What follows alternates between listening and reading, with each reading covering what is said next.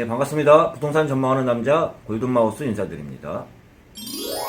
법이라는 게 저는 오늘 그런 보편 타당적인 얘기를 좀 한번 드려보도록 하겠습니다.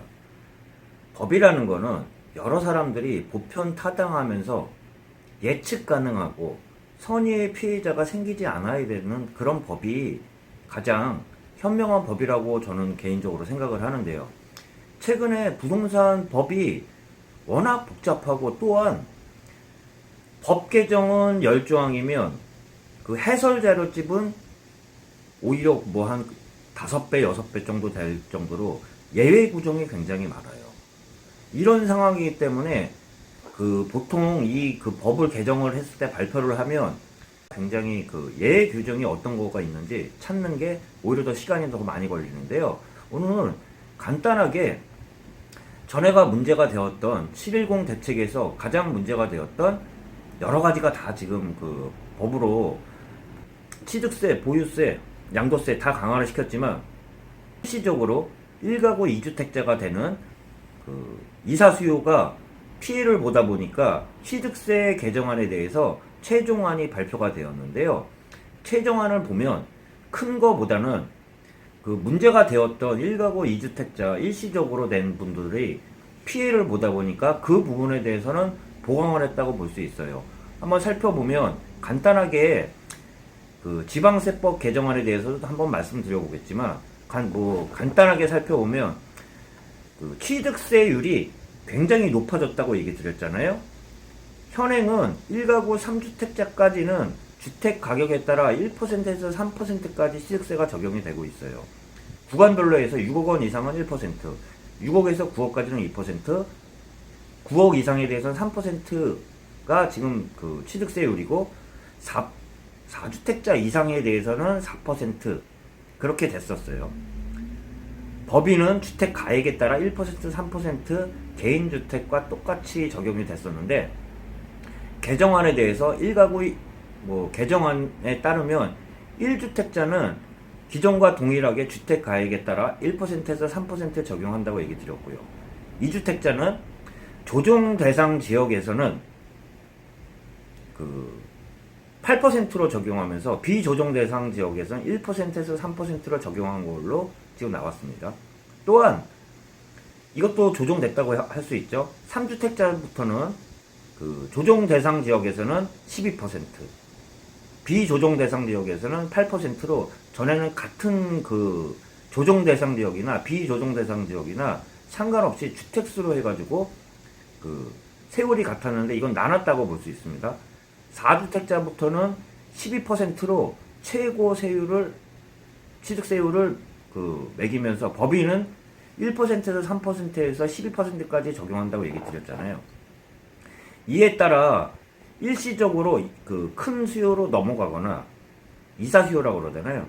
또한 직장이나 개인적인 사유로 옮기게 되는 경우에는 이런 취득세율이 부과율이 기존에 1%에서 3%가 적용되었던 게 일률적으로 8%로 적용되는 거에 대해서 조세 저항이 일어나면서 반발이 심하다 보니까 지금 제가 아까 잠깐 말씀드린 것처럼 1가구 1주택자 일시적으로 지금 넘어가는 분들은 기존과 동일하게 소급 적용을 하지 않고 인정해 주겠다는 그런 전체적인 내용이라고 볼 수 있습니다. 다시 한번 이야기 드리겠지만 또 하나 첨부드리는 게 취득세, 재산세, 그 다음에 양도세가 강화하다 보니까 증여로 돌릴 수 있다는 그런 수요를 막기 위해서 증여 취득세율도 강화를 시켰는데요. 조정 대상 지역에서 3억 원 이상에서는 12%, 그 외에는 3.5%로 증여 취득세율도 강화했다고 볼 수 있습니다. 제가 모두에 좀 말씀드린 것처럼 법을 발표를 했을 때 보편 타당하면서 또한 예측 가능해야 되는데 항상 문제가 되는 게 예측 가능하지도 않고요. 가장 문제가 됐던 게 소급 적용이라고 할 수 있어요. 어떤 거는 소급 적용을 하고 어떤 거는 소급 적용이 안 된다는 거는 가장 기본적으로 소급 적용을 하지 않고 법 발표 이후에 시행을 한다 그러면 그나마 조금은 법 자체로만은 과하겠지만 법 개정 이후에 시행한다 그러면 그나마 예측 가능할 수가 있는데 이건 예측 가능하지가 않다는 게 시행하자마자 소급을 적용한다는 게 그런 게 문제가 됐던 거예요. 또한 마지막으로 좀 이런 얘기를 드려볼까 합니다. 어떤 거냐면 우리나라 세율 같은 경우는 총액이 아니라 가구 수에 되게 민감한 것 같아요. 어떤 거냐면 1주택자하고 다주택자를 잠시 얘기 드려보면 똘똘한 한 채 갖고 있는 사람하고 예를 들어서 금액은 적지만 여러 채를 갖고 있는 경우도 있을 거 아니에요. 상황에 따라. 그럼 어떻게 봐야 되나요? 9억 이상, 15억 이상의 똘똘한 한 채라고 보통 얘기하잖아요. 그런 집을 한 채를 갖고 있는 사람은 투기 수요는 아니라고 보통 이 정부에서는 인정을 해주고 있고 그 사람들에 대해서 피해를 최소화하려고 자꾸 법을 만들어서 예외 구정을 만든다고 볼 수 있는데요. 그럼 반대로 집을 2채 갖고 있거나 집을 3채 갖고 있지만 상황에 따라 지방에 총액으로만 말하면 합쳐봤자 예를 들어서 총액이 9억 미만으로 돼 있는 지방주택의 저렴한 주택을 3채를 갖고 있는 사람이 있다고 쳐요. 그럼 그런 사람들은 1가구 1주택자 똘똘한 한 채를 갖고 있는 사람들은 보호해줘야 되고 예를 들어서 가격이 얼마 안 되는 어쩔 수 없는 상황에 따라 1가구 2주택, 1가구 3주택이 됐지만 총액으로는 9억 미만이에요. 또 아까 말한 것처럼 그런 사람들은 굳이 말해서 투기 수요라고 할 수 있나?